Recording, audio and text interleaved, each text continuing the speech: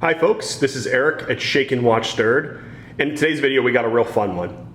In a world where vintage chronographs are dominated by Heuer Carreras, Heuer Monacos, Breitling Navatimers, Omega Speedmasters, and Rolex Daytonas, today we're going to be reviewing a much lesser known model, the Breitling Top Time.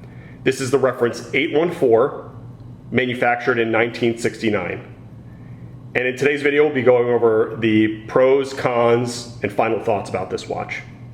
What's even more exciting for me is that this is, to my knowledge, the first full review of the Top Time 814. I've seen some video footage, I've seen other videos of Top Time reissues, but never of this specific example. So measurements 38 millimeters in diameter, and that's, it's a cushion case, so that spans horizontally and vertically. It is 18,000 vibrations per hour, so very slow and stately beat rate. Manual line movement, horizontal clutch with a column wheel. So really crisp action from that chronograph. The reset. On the wrist, it wears quite nicely. Being 38 millimeters, this could be a unisex option.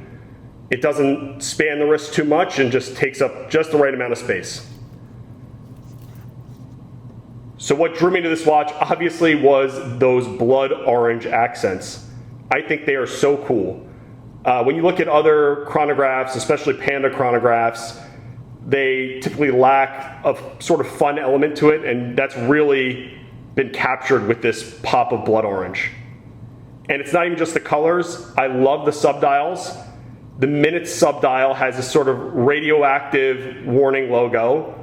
The hours is pretty basic, and you have a running seconds hand to show the watch is working, but in a cream white to distinguish it from the chronograph function. So a lot of functionality in the design, which I also am a big fan of. The hands and minutes tracks, the indicators for the hours and minutes kind of remind me of cigarette style. They're cigarette shaped, which is pretty cool. Reflects back and harkens back to the 60s and 70s. And I really like the indices in the sub dials. The biology major in me reminds me of almost miniaturized or compressed volumetric flasks. But I was handling this watch this morning, I was trying to think of another analogy that would be more common, and they're almost shaped like those pegs from Battleship.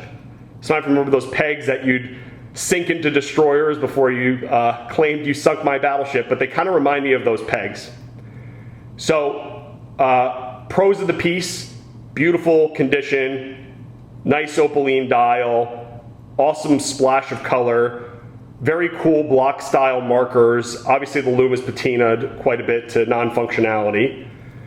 I really love the combined brushed and polished elements. So horizontal brushing on the mid case, but then polishing on these very sharply downward turned lugs.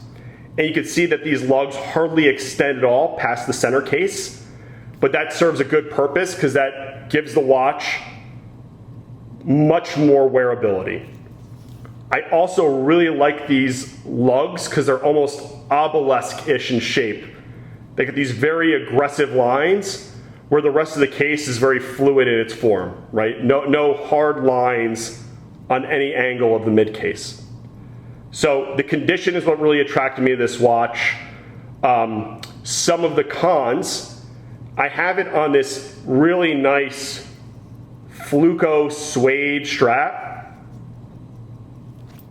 But the con is that this strap is 21 millimeters. So this watch is a 21 millimeter lug width.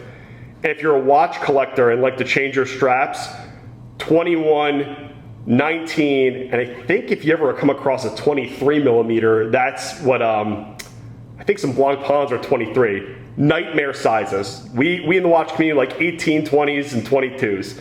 No 21s, no 19s, and no 23s because it really limits your availability to get really nice aftermarket leather straps. So that's con one.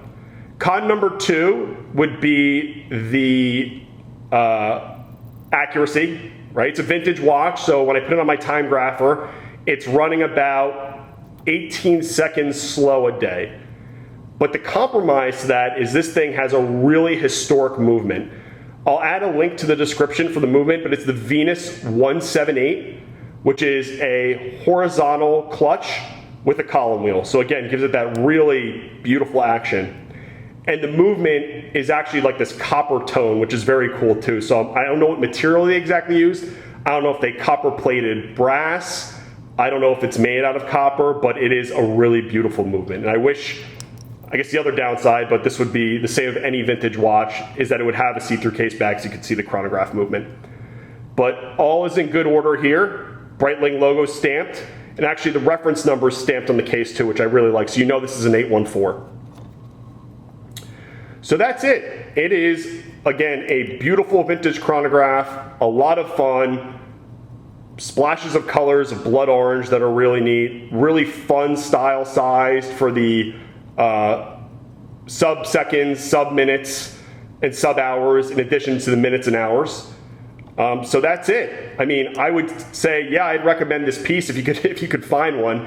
I found this at a vintage watch shop in France on Chrono 24, but I have not been able to find another example like this in this good of condition. So really fun example of a 60s/70s vintage chronograph when motorsports started becoming popularized across Europe. So feel free to leave thoughts, comments, questions in the comments section below, and look forward to seeing you guys in the next one.